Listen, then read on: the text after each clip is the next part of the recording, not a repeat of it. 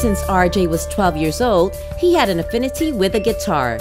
He was bitten by the rock and roll bug and found himself going to the teacher's podium at Ateneo de Manila belting out songs as the class applauded and cheered him on.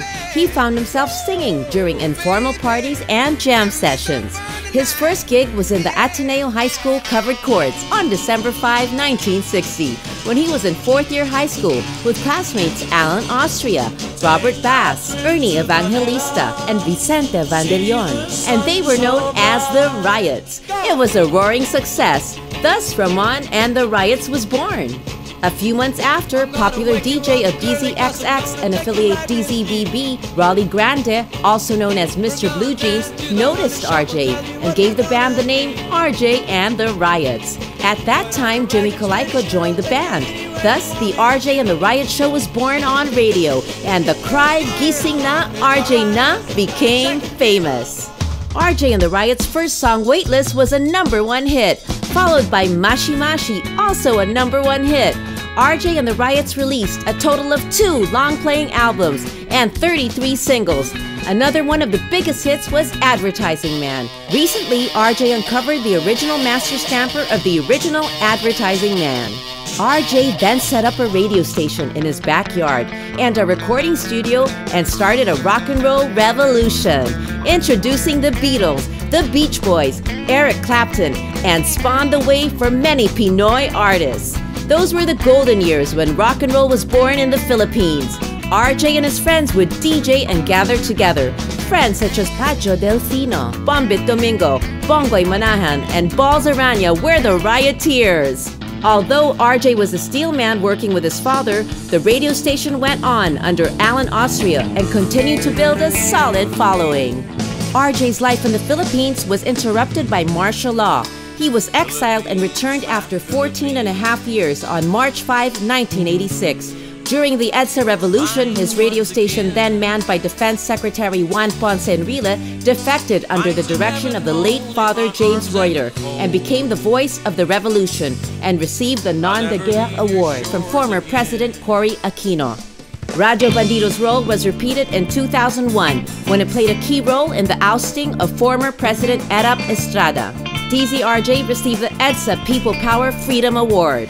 Today, RJ has 9 FM stations and 2 AM stations, spreading a treasure of hits from the RJ Vault throughout the country, as well as relevant news and public service information to improve the lives of fellow Filipinos.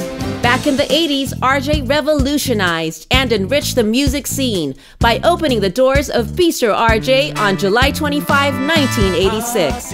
Bistro RJ brought live bands back into the music scene. It is the longest-lasting music lounge, going on its 30th year next month. In 1989, RJ daringly staged Pinoy Woodstock, which propelled Pinoy bands into a dominant force it is up to today. It was a 24-hour concert with 44 bands, which only RJ would dare to stage. RJ obtained the support of Coca-Cola and San Miguel at a time when it was not popular to sponsor Pinoy bands. In 1988, RJ set up RJ Guitars, which now has grown to 15 stores with 50 dealers nationwide. RJ is fulfilling his dream of bringing quality, affordable guitars to Filipino homes all over the country. RJ has evolved with the times as a performer. Throughout the years, he has performed and jammed with many artists, both young and legendary.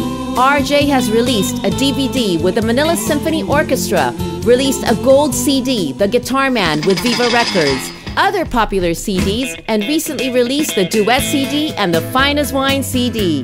RJ continued to pursue his mission of uniting families and friends and bridging the generation gap through music. In 2011, RJ, in partnership with Alaska Milk Corporation, united families and friends with the Alaska Family and Friends Music Treat Band Competition. In 2014, RJ reached out to the youth with a very successful school tour, RJ on Wheels, with partners Alaska Milk Corporation and Columbia International Food Products. The teenagers embraced RJ and his songs and eagerly and patiently waited in line to have a photo with RJ and get his autograph, proving once again that rock and roll will never die.